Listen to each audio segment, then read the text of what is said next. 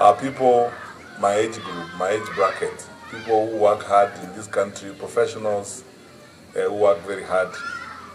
I could talk about this until the cows come home. The most interesting thing about our country is how we are endowed and blessed with almost everything you can have to build a country. What you want is not a government to come and cook for you, because it's not government that cooks for you. You want government that people do their work so that you go on with your life. You wake up in the morning, as the Americans would say, wake up in the morning, go put your ass on the chair and get some work done. And stop talking around stories and telling people stories, looting, and so on and so forth. I get this question every day. I mean, not every day, but every so often I meet people.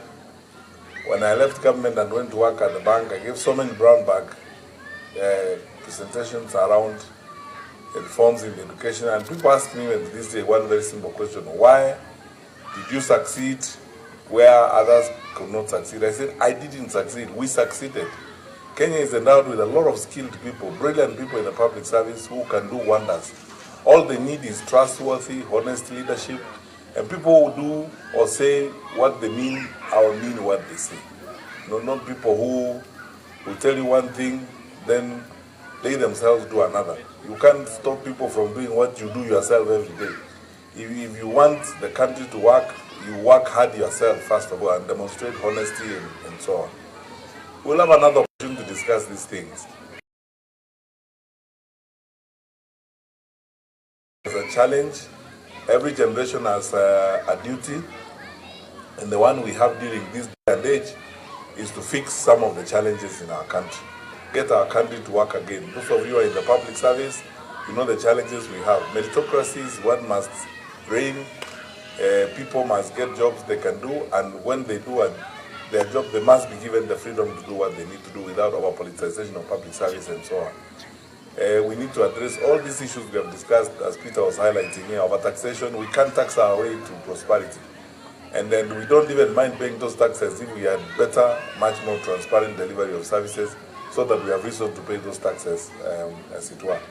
So there's nothing new anyone will tell you, except to ask you, my brothers and sisters, that we now have a date with destiny, a date with history during this time.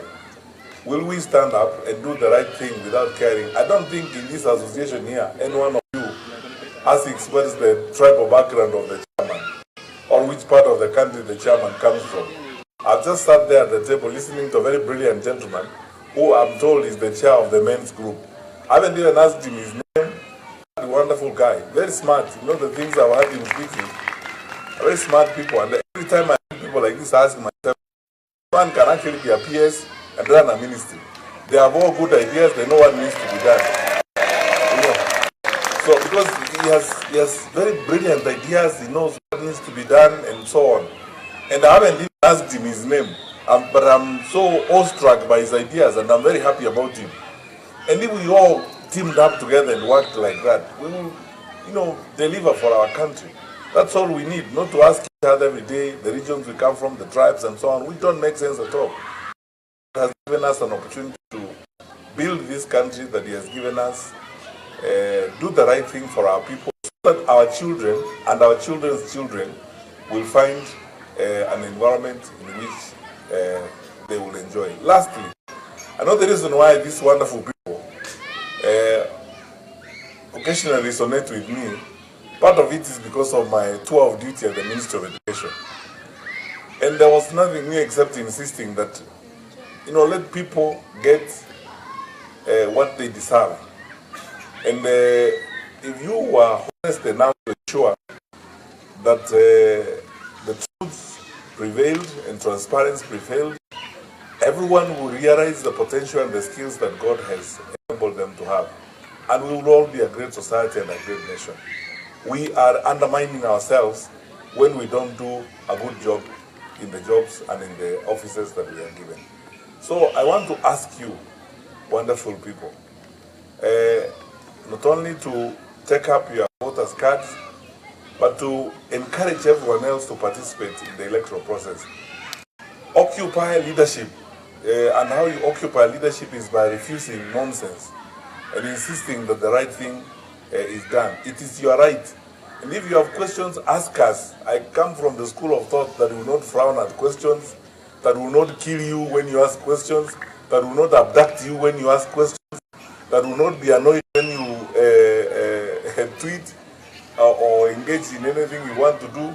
We are a free country. We have a constitution, and because of that, we should enjoy our freedom, express ourselves as much as we can. Even if you disagree with me, it's okay.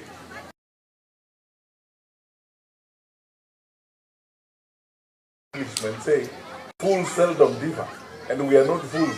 We are smart people. You will see the world from a different perspective than the one I see. So let's embrace freedom, freedom of expression, and do all the things we need to do, and then exploit the potential that we have, so that we can do good for our country. I would like to spend more time here. Our present and future lies, and this is where the end resides.